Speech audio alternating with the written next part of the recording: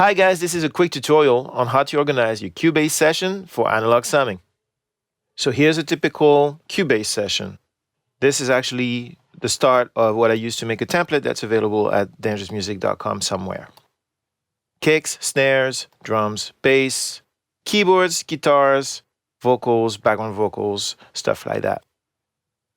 This object here all the way to the right is your main out or your monitoring outs. In your traditional Cubase session, everything is going to go to your main outs. That's the way you've been doing it until you decided to do summing.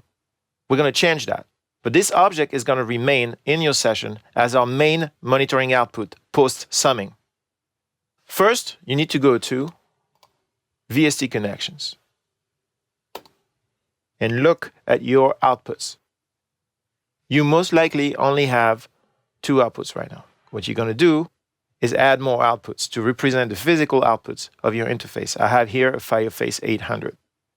Click the Add bus. Add as many buses as you think you're going to need. Click OK. The great thing about Cubase is it will automatically add physical outputs right here to your buses, which are kind of like your virtual outputs. Sometimes it's smart about it, sometimes it just does the best it can. In this case, I have a Fireface 800, so I only have really 8 analog outputs available and a pair of digital outputs, which I'm going to use for the monitoring.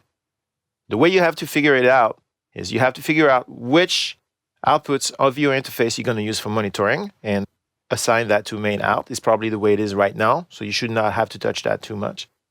And then name your other stems for what they're going to be and assign outputs to them. For example, the first one I'm going to call drum stem. And that's assigned, as you can see, to analog 1 and 2.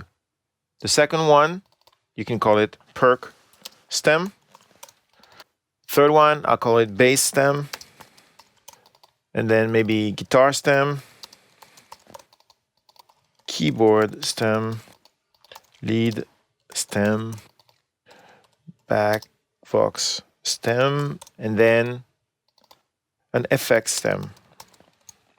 Fair enough. Now, you have to make sure that every one of these stems is assigned to a physical output that you're interested in. In this case, say I only have a Fireface 800, so it's probably a D-Box setup.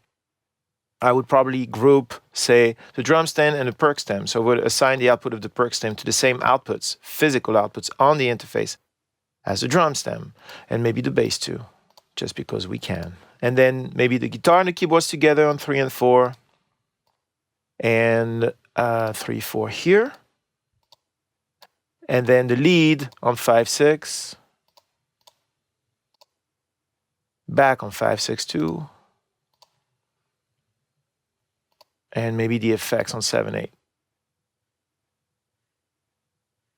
So I have all that set up. I'm going to go to the inputs and make sure that the stereo in object is assigned to analog input 1 and 2, for example. In this case, I have a D-Box, and the output of my D-Box summing amp is going back into input 1, 2 of my Fireface. That's it. I have all my outputs set up. I have all my inputs set up. I can go back to my session. I reopen the mixer. And what I'm going to do now is show you that Cubase has created automatically objects to the right for every one of those stems. Those are abstractions of your actual physical outputs, but with an object in between, which is kind of cool. It lets you do lots of things. I'll tell you in a second. This is drum stem. We set it to output 1, 2. This is perk stem. We set it to output 1, 2 also. This is bass stem. We set it to output 1, 2. So it's an extra layer in between your music and your interface. What you're going to do next is go to all your separate tracks and assign them to the stems. For example, all those yellow things here are my effects. So I'm going to assign that to my FX stem. And this takes a second. And so on and so forth. We're going to speed this up so you don't fall asleep.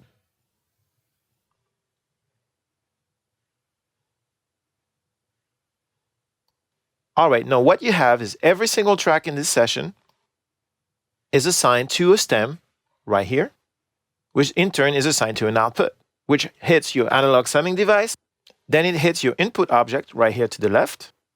So what you have left to do is create one last track down here.